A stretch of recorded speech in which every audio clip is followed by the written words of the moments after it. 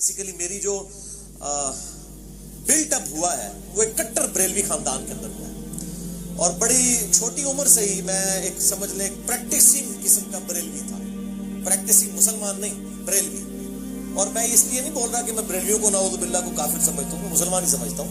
مراد یہ کہ اپنے مقبہ فکر کے اندر فلرش کرنے والا. یعنی میری عمر اس وقت سمجھ لیں ہارڈلی کوئی 10-12 سال تھی تو مسجد کے ساتھ تعلق بن گیا، اور بڑی چھوٹی عمر کے اندر ہی یعنی مجھے صحیح طرح یاد ہے کہ میں مئی 1992 میں بالغ ہوا تھا، اور میں الحمدللہ اس وقت بھی 5 وقت نماز پڑھتا تھا الحمدللہ، اور رمضان مبارک کے روزے رکھتا تھا. اور اس کے بعد بڑی چھوٹی عمر کے اندر ہی دعوت اسلامی کا قرب مل گیا. الیاس قادری صاحب کا سبز پگڑی باندھنی شروع کر دی 1992 میں 93 میں باندھنی شروع کر دی تھی، اور پھر آنورڈ تقریباً 2001 تک میں دعوت اسلامی میں رہا. اس کے بعد کچھ اختلافات کی وجہ سے میں الگ ہو گیا. اسی دوران میں انجینئرنگ یونیورسٹی سے بھی فارغ ہو چکا تھا ڈگری کر کے، اور پھر میری جاب بھی ہوگی اسلام آباد میں ایک سرکاری محکمے کے اندر. الحمدللہ اب 19 گریڈ میں ہوں میں. تو بینگ میکینیکل انجینئر میری اس اعتبار سے تو ایکسپرٹیز تھی، لیکن میں میٹرک لیول سے ہی کتابیں پڑھنے کا شوقین تھا. بہار شریعت میں نے 1994 میں پہلی دفعہ دلی سے چھپ کے آئی تھی. اس وقت مجھے یاد ہے میں نے 300 روپے کی خریدی تھی. تو اس وقت 300 روپے بڑی چیز تھی، نئی آئی تھی کمپیوٹر کمپوزنگ کے ساتھ. تو میں نے فقہ حنفی ساری کی ساری پڑھ لی، اور اس کے بعد تصوف کی وہ کتابیں جو صرف اہل تصوف صرف ان کا نام سنتے ہیں، جی رسالہ کوئی شعریہ ہے، کوئی کیمیائے سعادت ہے، احیاء العلوم ہے، مکاشفۃ القلوب ہے، کیمیائے سعادت ہے، منہاج العابدین ہے، بنیۃ الطالبین ہے، عوارف المعارف ہے. یہ وہ کتابیں ہیں جو میں نے FSC لیول کے اوپر تصوف میں اپنی اس شوق کی وجہ سے پڑھ لی تھی. اور 1996 میں جب میں ابھی سیکنڈ ایئر کا اسٹوڈنٹ تھا انجینئرنگ یونیورسٹی میں، کٹر قسم کا صوفی بن چکا ہوا تھا. سبز پگڑی بھی باندھتا تھا، اور ایک پریکٹسنگ صوفی بھی، اور امام غزالی کو میں اپنا ایک آئیڈیل مرشد سمجھتا تھا. آج بھی میں کئی چیزوں میں ان کی قدر کرتا ہوں، جن پہ اختلاف ہے وہ اپنی جگہ.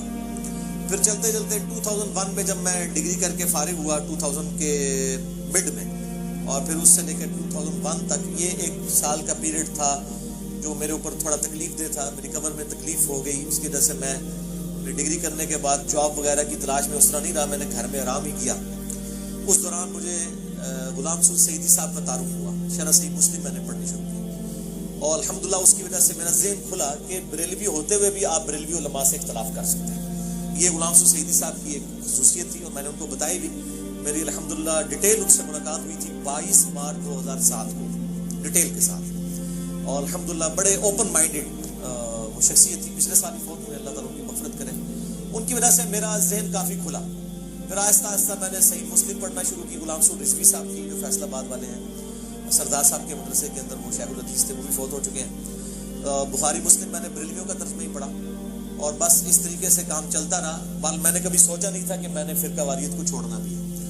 پھر ٹرننگ پوائنٹ میری لائف کے اندر آیا ہے مارچ 2007 میں، جب میں نے پہلی دفعہ قرآن حکیم کو پری ڈٹرمنٹ رزلٹس کے بغیر قرآن پاک کا ترجمہ پڑھنا اور سننا شروع کیا. امام کعبہ کی آواز میں فتح محمد رضوی صاحب کا ترجمہ، اور ساتھ ساتھ کنز الایمان امام احمد بریلوی المتوفی 1340 ہجری بمطابق 1921 عیسوی، ان کا ترجمہ پڑھنا شروع کیا. تو کرتے کرتے میرا جو ہے دل وہ ٹلٹ ہو گیا اس حوالے سے کہ قرآن حکیم کے جو عقائد اور نظریات ہیں ان کے اوپر میں کم از کم نہیں. پھر پیر نصیر الدین نصیر صاحب کا تعارف ہوا، ان کی کتابیں پڑھنی شروع کی. 2007 میری زندگی کا ایک بڑا کریٹیکل ایئر تھا اس اعتبار سے، حتیٰ کہ 2000 کے اینڈ تک میں تقریباً آپ سمجھ لیں تبلیغی جماعت کو حق پہ سمجھنا شروع کر دیا تھا میں نے. یعنی بریلویت سے نکل کے ایک سٹیپ دیوبند کو، کہ کم از کم ان کی توحید کے اعتبار سے معاملات درست ہیں. اور 2 نومبر 2007 کو رائمنڈ اجتماع میں بھی میں سالانہ اجتماع میں گیا، وہاں بھی بڑا کلوزلی ان کو دیکھا. لیکن مجھے کچھ ہی عرصے میں اندازہ ہوا کہ بریلوی اور دیوبندی مکتب فکر دونوں ہی تقریباً کوئی 19-20 کا ہی فرق ہے. بزرگوں کے واقعات، فضائل اعمال کے اندر جو کچھ لکھا ہوا ہے، یہ وہ ساری کی ساری چیزیں اسی قسم کی. تو 2007 کے اینڈ پہ میں جو ہوں وہ متزلزل ہو گیا. اسی دوران میں حج پہ چلا گیا وائف کے ساتھ. جب واپس آیا فروری 2008 کے اندر، تو میں نے آتے ہی پہلا کام کیا کہ میں نے ابو داؤد، ترمذی، نسائی نے ماجہ بھی خرید لی، بخاری مسلم پہلے ہی تھی، ان کو پڑھنا شروع کیا. اور میں نے کمپیریٹیو اسٹڈی 2008 کے اندر شروع کر دی، فروری مارچ کے اندر. 2009 اور کمپیریٹیو اسٹڈی یہ کہ میں مختلف مکاتب فکر کے علماء کو ملتا تھا جا کے، جس طرح تسی میرے کو آئے ہوئے ہو نا. خیر میرے کو تو خیر اس نے تو میرے ورگا تو بندہ کوئی نہیں سی کسی کو میں جانتا نیوٹرل، باقی تمام مکاتب فکر کے علماء کے پاس. 2008 یعنی فروری مارچ اپریل یہ اس دوران میں مختلف علماء کو بریلویوں کو مل رہا ہوں. بریلویوں کے ساتھ تو خیر بچپن سے تھا، بریلویت ہم سے زیادہ کون جانتا تھا. میں دیوبندی مفتی کے پاس اسلام آباد میں گیا، میرے آفس کے کولیگ لے گئے اور وہ کہنے لگے جی بہت بڑے مفتی ہیں، آپ ان کے ساتھ ڈسکشن کریں. میں نے جب تھوڑی سی ڈسکشن کی تو وہ فوراً ہی اپنا وہ جس کو کہتے ہیں کانفیڈنس لوز کر جانا اور ایک بڑی تلخ رویے کے اوپر اتر آنا بغیر دلائل کے ساتھ. میں نے ایک انگوٹھے چومنے کا مسئلہ ان سے پوچھا کہ یہ جو انگوٹھے چومتے ہیں بریلوی حضرات، تو آپ کیوں نہیں چومتے؟ اب میں دیوبندی ہو چکا ہوا تھا لیکن انگوٹھے بھی چومتا تھا. کیوں؟ میں اپنے بزرگوں کا کٹر فالوور تھا. میں نے کہا جی وہ رد المختار یعنی فتاوی شامی کے اندر یہ لکھا ہوا ہے کہ نبی صلی اللہ علیہ وآلہ وسلم کے مبارک نام کے اوپر انگوٹھے چومے جائیں. اذان کا جواب دیتے ہوئے بھی پہلی دفعہ پڑھا جائے قرۃ عینی بک یا رسول اللہ، دوسری دفعہ پڑھا جائے صلی اللہ علیہ یا رسول اللہ. تو میں پڑھتا تھا. تو میں نے ان کو کہا کہ آپ کیوں نہیں پڑھتے ہیں؟ تو وہ کہنے لگے کہ یہ تو ضعیف حدیث ہے. میں نے کہا فضائل اعمال میں کئی ضعیف حدیث ہیں جس پہ ہم عمل کر رہے ہیں، تو انگوٹھے چومنے والی روایت سے کیا مسئلہ ہے؟ تو انہوں نے پھر اپنے دل کی بات کر دی. انہوں نے کہا جی یہ چونکہ بریلوی کرتے ہیں اس لیے ہم نہیں کرتے. یہ کون تھے مفتی اسماعیل؟ یہ میں نہیں، اسماعیل طورو صاحب سے تو خیر میری ملاقات نہیں، ان کی بھی کئی ایک چیزیں میرے سامنے آئی ہیں، وہ تو آپ چھوڑ دیں. کوئی اور مفتی صاحب ہے، میں اب وہ نام نہیں لیتا، اتنے مشہور نہیں ہیں لیکن وہ بڑے مفتیوں میں. اور اسی طریقے سے الحمدللہ مجھے کہنے لگے یہ جس قسم کی تم گمراہ کن باتیں کرتے ہو نا اور ہمارے بزرگوں کے بارے میں، مجھے کہتے ہیں جی آپ اختلاف امت اور صراط مستقیم پڑھ لیں. وہ بریلویوں کے پاس آپ چلے جائیں، وہ کہتے ہیں جال آگ پڑھ لیں آپ احمد یارہ نعیمی صاحب کی، اور یہ یوسف لدھیانوی صاحب کی اختلاف امت اور صراط مستقیم، یہ سب نے اپنی اپنی ٹیکسٹ بکس رکھی ہوئی ہیں نا. وہ کہتے ہیں آپ جی یہ پڑھ لیں. اور اہل حدیث کے پاس چلے جائیں گے، وہ کہیں گے آپ تلاش حق پڑھ لیں. وہ بھی ایک اہل حدیث ہے، ریورٹیڈ، انہوں نے تلاش حق لکھی ہے. شیعہ کے پاس چلے جائیں، وہ آپ کو کہیں گے جی وہ ایک مالکی سوڈان کے سنی سے شیعہ ہوئے تھے، ان کی کتاب اردو میں آ چکی ہے، میں بھی سچوں میں ہو جاؤں، تجانی صاحب کی. وہ کہیں گے جی یہ تجانی صاحب کی جناب پڑھ لو، میں بھی سچوں میں ہو جاؤں.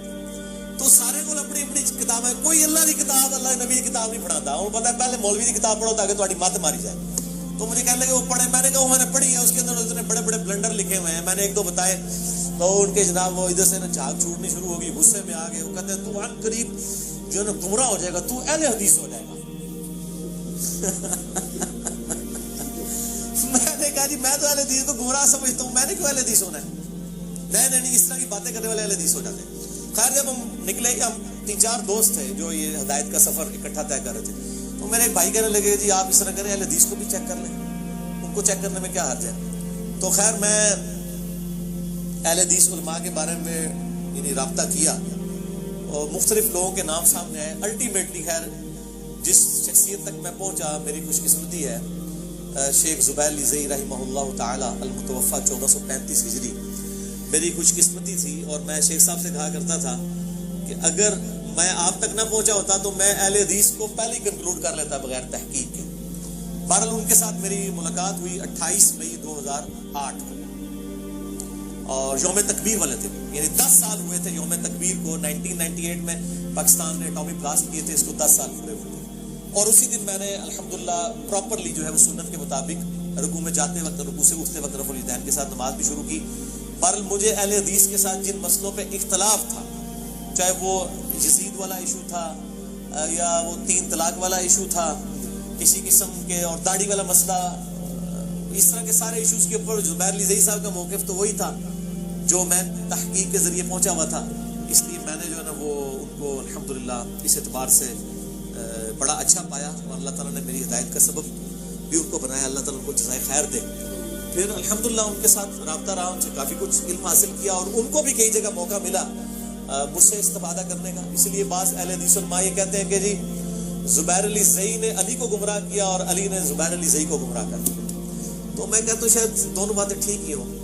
ان کی نظر میں تو گمراہی ہے نا، وہ جو سورۃ الاعراف میں آتا ہے کہ جو لوگ خود رائے راست سے ہٹے ہوئے ہیں، گمراہی کو دیکھتے ہیں تو وہ سچ کا راستہ سمجھ لیتے ہیں، سچائی کو دیکھتے ہیں تو گمراہی سمجھ لیتے ہیں. بہرحال شیخ زبیر صاحب کے ساتھ 2008 میں میرا یہ معاملہ رہا. اسی دوران مجھے ایک اہل تشیع عالم کا تعارف ہوا، ثاقب اکبر صاحب، بڑے نیوٹرل پرسنالٹی ہے. اب اسی دوران جب میں اہل حدیث کے اندر آیا اور میں نے شیخ زبیر زئی صاحب کا انٹرویو ریکارڈ کیا 17 جون 2009 کو، جس میں میں نے اہل حدیث کی غلطیاں پوائنٹ آؤٹ کی شیخ زبیر صاحب کی زبانی، اور یہ میری ویڈیو منظر عام پہ آئی، لاکھوں لوگوں نے دیکھی ہے. اس کی وجہ سے اہل حدیث علماء شیخ زبیر صاحب کے بھی خلاف ہو گئے، میرے بھی خلاف ہو گئے. کل میں اپنی کلیریفیکیشن پہ بڑا ڈیٹیل لیکچر دے چکا ہوں، مسئلہ number 124 A B C D جسے شوق ہو، اس میں نے یہ ساری سٹوری سنائی ہے. پر میں مطلب اہل حدیث سے ایز اے مکتبہ فکر بڑا متنفر ہوا. 2008 کے اندر ہی میں متنفر ایز اے مکتبہ فکر ہو چکا تھا، اور میں نے اس وقت یہ تہیہ کر لیا کہ میں نے اگر دعوت حق کی آواز بلند کی تو میں انشاءاللہ نیوٹرل پلیٹ فارم سے کروں گا، بغیر کسی فرقے کے، نیوٹرل پلیٹ فارم سے. اور یہی وجہ ہے کہ میری پہلے دن سے لے کے آج تک جتنی ویڈیوز ریکارڈڈ ہیں 2009 میں ریکارڈ ہونی شروع ہوئی ہیں پراپرلی تو 2010 اکتوبر میں. کبھی بھی آپ کو فرقہ واریت والا معاملہ وہاں پہ نظر نہیں آئے گا کہ میں نے کسی ایک فرقے کو کہ میں اس کی دعوت پیش کر رہا ہوں، کیونکہ اس ریکارڈنگ سے پہلے ہی میں الحمدللہ فرقوں کو 3 طلاقیں دے کے 4 تکبیریں پڑھ کے دفنا کے مسلمان ہو چکا ہوا تھا الحمدللہ. تو بہرحال اس میں مجھے آئیڈیا ہوا کہ اہل حدیث مکتبہ فکر میں بھی اکثریت جو ہے وہ اپنے علماء کے پیچھے ہے، اور جو عوام الناس جو ریولٹ ہو کے آئی ہے بریلوی دیوبندی یا اہل تشیع سے، وہ کافی حد تک نیوٹرل ہے. تو بہرحال میں آج بھی بوانگے دول کہتا ہوں کہ آج بھی مجھ سے کوئی پوچھتا ہے آپ نے سوال کیا تو میں الحمدللہ بوانگے دول کہتا ہوں کہ میں جتنے بھی مکاتبے فکر ہیں اہل سنت کے آف شوٹس ہوں یا اہل تشیع کے آف شوٹس ہوں، حنفی شافعی مالکی حنبلی اثنا عشری ہوں زیدیہ ہوں، اہل حدیث میں سب سے بہتر حق کے اہل حدیث کے منہج کو سمجھتا ہوں، مسلک اہل حدیث کو نہیں، منہج اہل حدیث کو، یعنی کتاب و سنت اور اجماع کو حجت ماننا. باقی جو اختلاف رائے ہے وہ اپنی جگہ رہتا ہے، ان سے صحیح الاسناد حدیث کی روشنی میں. بہرحال میں لیکن باقیوں کی میں تکفیر نہیں کرتا، باقیوں پہ کفر و شرک کے فتوے نہیں لگاتا، گستاخی رسول کے فتوے نہیں لگاتا. بہرحال جو گستاخیاں واضح ہیں وہ میں پوائنٹ آؤٹ کرتا ہوں. 2008 کے اندر ہی پھر میں نے اہل تشیع کے ایک نیوٹرل عالم جنہوں نے وہ کتاب پاکستان کے دینی مسالک لکھی ہے، ثاقب اکبر صاحب کو جانتے ہیں، البصیرہ انہوں نے ایک اکیڈمی قائم کی ہوئی ہے. میں نے ان کے لیکچرز بھی سننے شروع کیے، لیکن وہ بھی مطلب ایک وہ آپ سمجھ لیں اہل تشیع کے طارق جمیل صاحب ہیں، جیسے سنیوں کے طارق جمیل صاحب میٹھی میٹھی اخلاقی باتیں، تو یہی ہے مطلب کوئی اختلافی موضوعات میں بات نہیں کرتے، لیکن ان کے قریب ہونے کا مجھے یہ فائدہ ہوا کہ مجھے اہل تشیع کے کلچر کو قریب سے دیکھنے کا موقع ملا، یہ کیسے سوچتے ہیں. ان کے ساتھ چونکہ سارے بڑے بڑے علماء رابطے میں ہوتے تھے، بلکہ اہل سنت کے بھی بڑے بڑے علماء. یہ جو ملی یکجہتی کونسل ہے، جب قاضی حسین صاحب اس کو سمجھ لیں لیڈ کر رہے تھے، اس زمانے سے وہ ان کے ساتھ ہیں، تو وہ کافی نیوٹرل ماشاءاللہ پرسنالٹی ہے، اب بھی ان سے رابطہ ہے، اور وہ موحد ہیں، توحید کا عقیدہ ان کا بڑا راسخ ہے.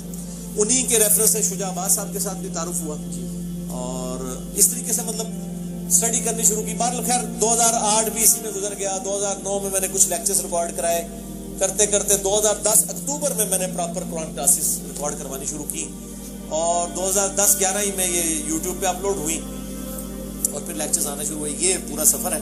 اب میں جس جگہ پہ پہنچا ہوں شاہ جی وہ یہی ہے کہ میں بریلوی دیوبندی اہل حدیث اہل تشیع اثنا عشری ہوں چاہے زیدیہ ہوں، اسی طریقے سے حنفی شافعی مالکی حنبلی، سب کو الحمدللہ اپنا مسلمان بھائی سمجھتا ہوں، دلی محبت کرتا ہوں، اختلاف رائے رکھتا ہوں، اسلام سے کسی کو نہیں نکالتا، سوائے اہل سنت کا جو آف شوٹ ہے قادیانی اور اہل تشیع کا آف شوٹ جو ہے نصیریہ. ان 2 فرقوں کے علاوہ میں تمام مکاتبہ فکر کو مسلمان سمجھتا ہوں. اور یہ ہو سکتا ہے بعض لوگوں کو بات بری لگے کہ اہل سنت کا آف شوٹ قادیانیت، کیونکہ قادیانیت فرقہ جو ہے وہ اہل سنت ہی میں سے نکلا ہوا ہے، اس لیے میں آف شوٹ کہہ رہا ہوں. اور اس پہ اہل سنت پہ کوئی قدغن نہیں لگائی جا سکتی، وہ ان کو اسلام سے خارج کر چکے ہیں. اس طریقے سے اہل تشیع بھی نصیریہ کو جو سیدنا علی کے لیے الوہیت کا عقیدہ رکھتے ہیں وہ اسلام سے نکال چکے ہیں. تو یہ شاہ جی